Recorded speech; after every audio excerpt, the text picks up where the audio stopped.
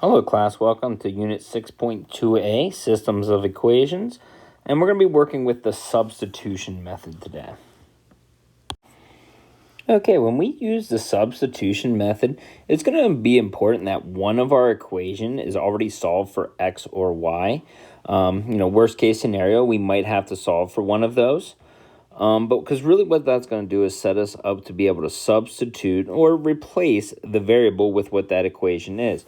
A lot of this just comes back to, anytime we substituted, if we had an equation where like x equals 2 and we know it was y equals x plus 3, well, right there, substitution is just replacing x with that number. It's just going to get a little bit more complicated than that. Because now we're going to be working with like more information. So we'll see a couple examples of what that is. But what that's going to allow us to do is essentially just solve for, those answers. But then that's going to also let us go back to the original and substitute back in. Okay, so when we do this substitution method, it's going to be just, basically two substitutions. We're going to solve for x, y, substitute so we can solve for one variable, and then we're going to use that answer to go back and plug in for the others. Now, other things to kind of re-emphasize, a lot of times we're going to end up with one solution. So that's going to be when our x equals a number, y equals a number, and then we just have our answer, whatever that x, y is. Remember, we also had no solutions. No solutions occur when they were parallel. So a lot of times this is where we have like number 1 does not equal number 2. So that might be like something like, 0 doesn't equal 2, so that's a no solution. Or you might end up with an infinite solution, and that's going to be when we have, basically number 1 equals number 2. So what that's going to look like is you're going to see like, 2 equals 2, and that's going to tell us infinite solution.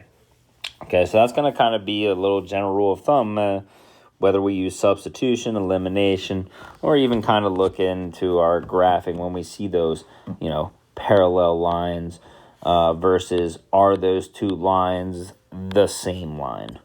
Okay, all right, so let's look at a couple examples here. Okay, in this first example where we have 2x plus y equals 11 and y equals x plus 2, it's going to be important to notice that we have one of our equations where it's already y equals x plus 2. So what this is going to allow us to do is substitute in.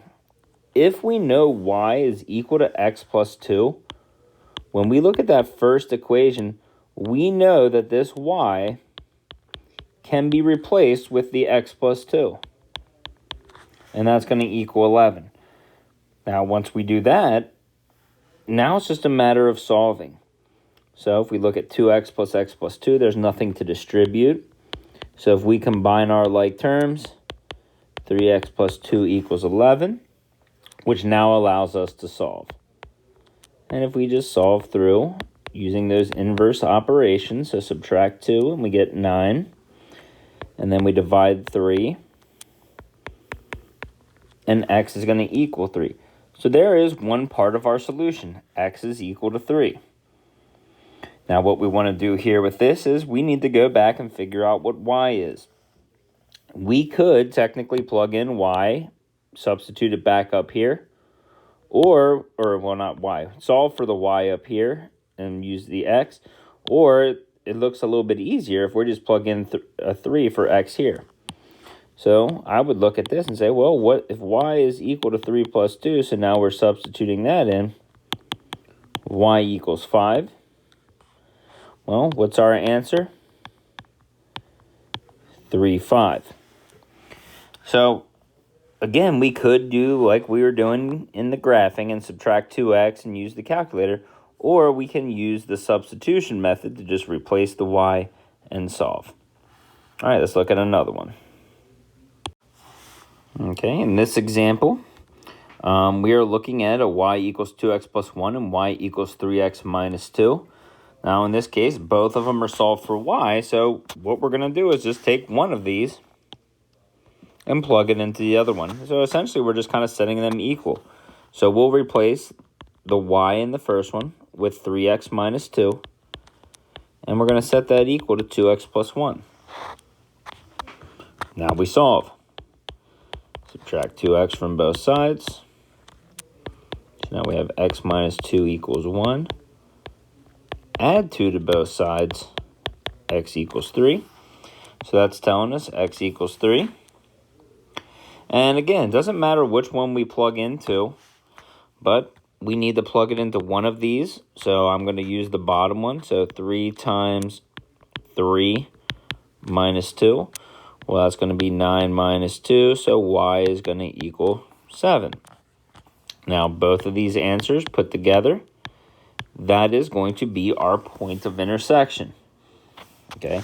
Keep in mind, we should be able to plug the same thing. If that's our answer, that should also work up here. If we say 2 times 3 plus 1, all right, good. Doesn't matter which one we substitute into, we just need to solve.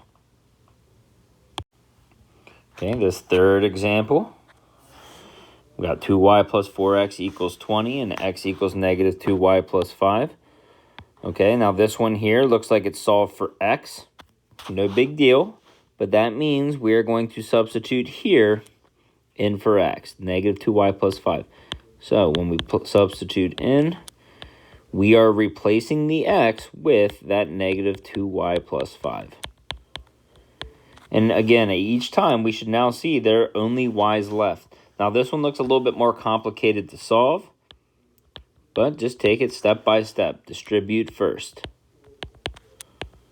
So that's going to be plus a negative 8 plus 20 equals 20. Now, when we add these two together, 2y plus a negative, well, that's like negative 8 plus 2. So that's going to be negative 6y plus 20 equals 20. And then if we continue to solve, subtract 20, negative 6y equals 0. Oh, and if we divide 0 by negative 6, that is still 0. Now, 0 is a number, so not a big deal. Now, when we plug this y back into our equations, that first equation looks a little work-heavy. So I'm going to plug that y in, because we know negative 2 times 0 plus 5. So that's going to tell me that x is equal to 5. So our answer we'd be looking for is they are going to intersect at the point 5, 0. And our last example, this one doesn't appear to have anything already solved for x. So kind of like we are solving for our y's to plug in our calculator, we need to pick one. And since x here is already kind of by itself, I'm going to choose to solve for that because that's going to be the easiest one. All I have to do is subtract 5y from both sides. And now I'm back to x equal to negative 5y plus 12. So this is going to allow me then to now use what we just solved for to plug in. Substitute. Now again, we're going to get stuck with distributing. So 3y, that's going to be minus 10y plus 24. We can combine like terms. And then we can subtract 24.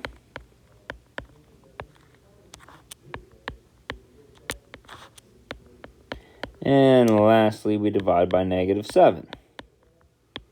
Negative divided by negative is going to make this positive 2. So there we know what our y point is. And then we just need to kind of go back up here and plug into our equation. And since this one here has already kind of been solved and simplified a little bit for us, I'm going to plug back into that. Because then we have x equals negative 10 plus 12. And x equals 2.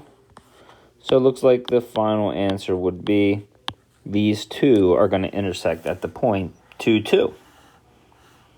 Okay, and that's our examples for today. Just substituting in.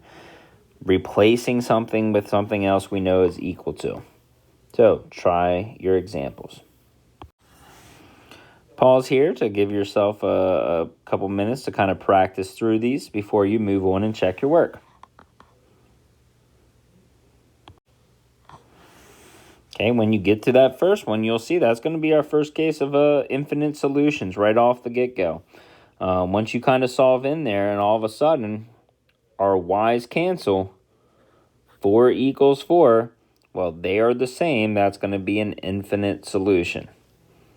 Okay, the rest of them there, just kind of working through, solving, substituting in.